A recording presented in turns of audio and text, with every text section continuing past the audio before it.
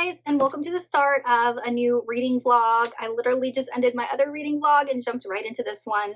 But today is Saturday and my hubby and I are about to go kind of just putz around town, find something to do. We don't really have any definite plans, but we just want to go out and enjoy a nice summer day. It's warm, the sun is out, just all of that jazz.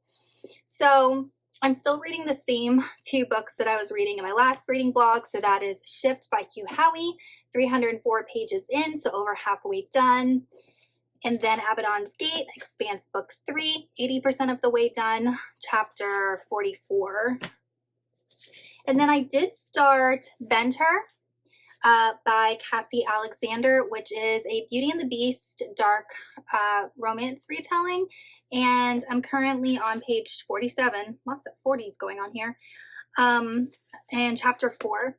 And what's interesting about this retelling is that the Beast is actually a mage himself, so which is kind of cool, and he can kind of like up and move his castle around to keep himself hidden, which I really like. And then our Belle, our beauty, her name is Lizanne, and she is the daughter of a king, so she's a princess. So it's actually not densely written, but it's well written so far, and I'm super liking it, and I can't wait to dig more into the story because I just really like the way that the author has kind of spun what we know about Beauty and the Beast. So that's what I'll be reading in this reading vlog. Hopefully I can get all of these done. That would be absolutely amazing, but we will see. So like I said, I don't yet know what we are doing today. So if there's anything interesting that we're doing, I will definitely take you guys along. If not, I will check back in when I have read some more and update you guys on my reading.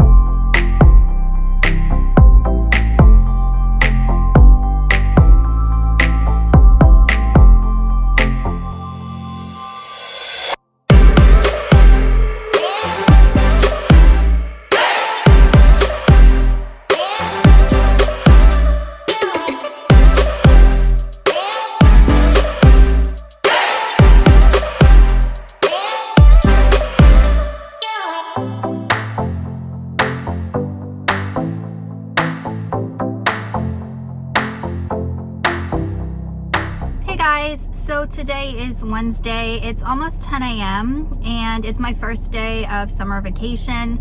So I just wanted to check in with you guys. I woke up super early because I'm still on like my school sleep schedule, obviously. But I had an appointment at 9 a.m. Because I'm starting at a new school in the fall, like I told you guys, and anytime you do that, the state where I live in requires you to get like a tuberculosis test. So I had to go to CVS and get a tuberculosis test and then go to the post office, and then I was like, you know what, I'm halfway to the used bookstore, so I might as well go to the bookstore. So I'm just gonna do like a quick run through of the bookstore. I'm not really looking for anything specific. I just, you know, like browsing the bookstore. So I'll take you guys through a brief tour of the bookstore.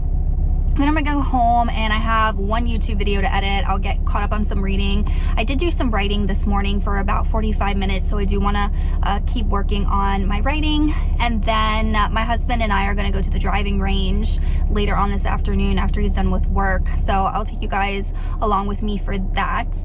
I need to work on my golf swing. Like, it's still very inconsistent. So that is what I have planned for my first day of summer vacation.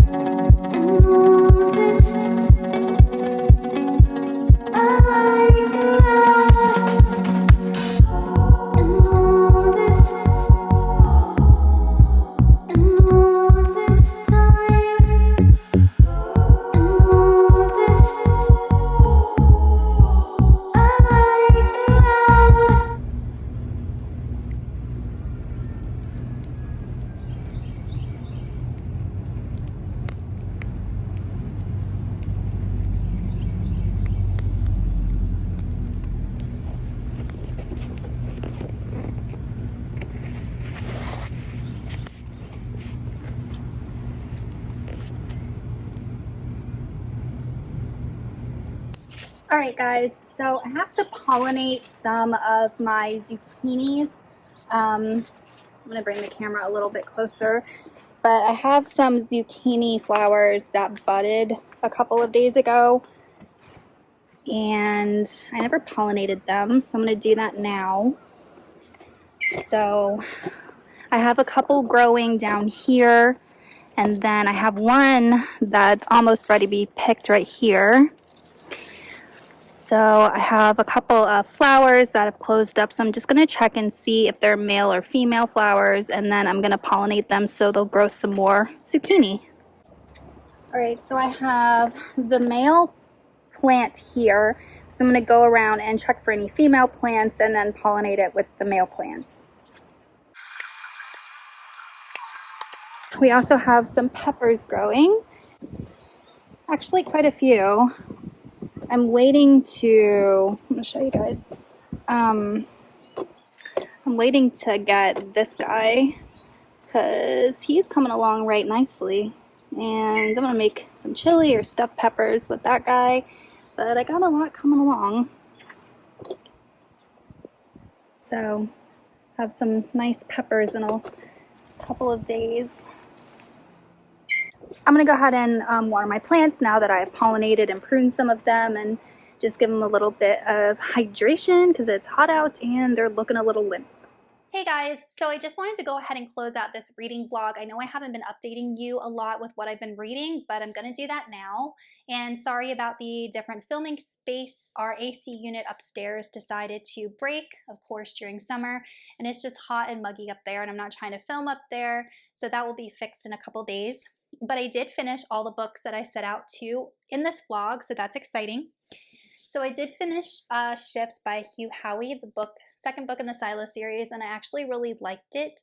All of the questions that I had from book 1 about why the silos were created, who was behind it, is the world outside safe to exist in or not, all of those questions were answered, as well as like giving us more context behind the other silos that are basically dead, like there's no one living inside, and it gave us some history about what happened to them.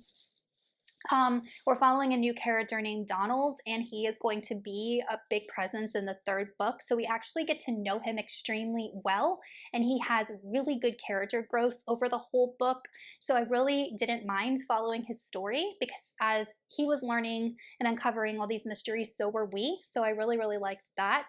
And I ended up giving this 4 stars. I did find that it was a bit long-winded. It's almost 600 pages, 570, and there were elements of it that just felt a bit repetitive. and I didn't care for. So it was long-winded, but the story, like the overall story, was really good. And then I ended up finishing Abaddon's Gate. I listened to the entire book on audio. And to be honest, I wasn't a huge fan of this book. It wasn't bad by any means, but I just feel like it didn't add enough to the plot to really engage me. And I gave it 3 stars. This entire book revolves around Clarissa Mao trying to find Holden and kill him because of what he did to her family. And there was just a lot of fighting, not as much like politicalness in this book as previous books, and definitely not enough interaction between the characters and the protomolecule or the alien species, because we know that Holden does have interactions with this alien species through Miller as well as some other things. We do get a little bit of that, but just not enough. And to me, that's the most interesting part. So this book was just long and it just was like a filler book to me. I really don't think it was even necessary to advance the plot. I don't know how it did, and maybe I won't until I read the 4th book. I don't know. But yeah, that's really my thoughts on it. I didn't love it. I didn't hate it. I'm kind of just blah about it, and I really didn't find much in it that's worthy to talk about. And then I did finish Bend Her by Cassie Alexander, and I ended up really liking this book. There were some things about it that I was iffy. So it's a Beauty and the Beast retelling, and of course we know in the original Beauty and the Beast that the Beast is cruel and mean and is not good with human interactions, and that is the way that our Beast character is in this book too. So our Beast character in Bend Her is actually a mage, and his magic allows him to turn into a beast as well as to control other like animals and insects and things. And then our Belle is Lizanne, and she's 18 years old and she's a princess.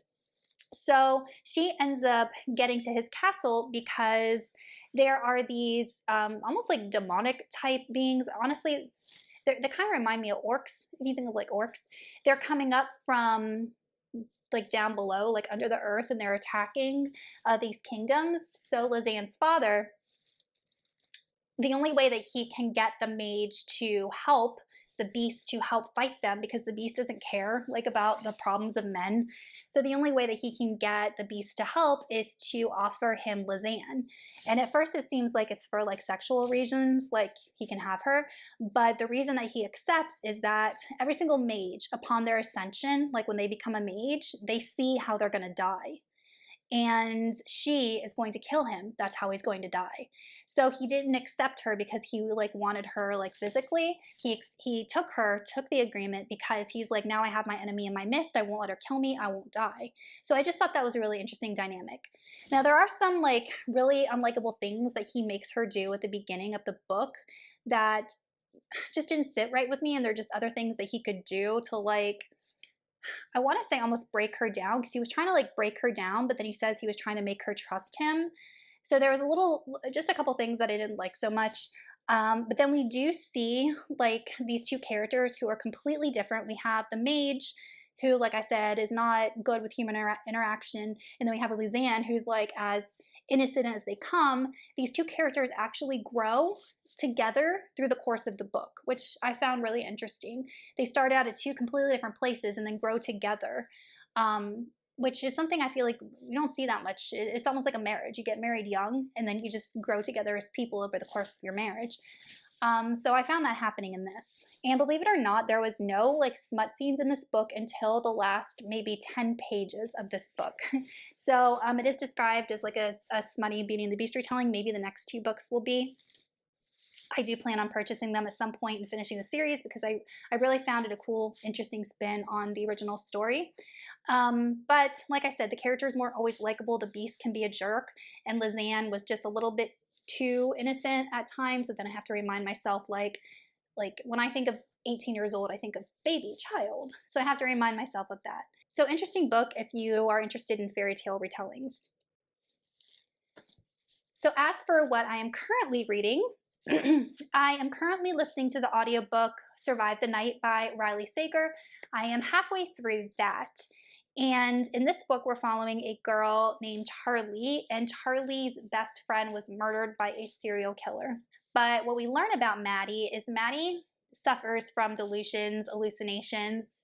I want to say schizophrenia, but that hasn't been mentioned yet. And she was taking like medication for it, but then she stopped. So she decides to leave college forever. She's just can't handle, you know, the memories there. And she ends up agreeing to share a car ride with another guy from college that she just met. They agree to share a car ride back to Ohio because that's where he's going, that's where she's going. This is the 90s before, you know, Uber and apps and cell phones and all of that. So, but once they get into the car and they start driving, Charlie starts to suspect that the guy in the car is actually the serial killer and the same guy that killed Maddie. So the interesting thing about this book is that we know that Charlie is not a reliable narrator. We know that she has mental illness.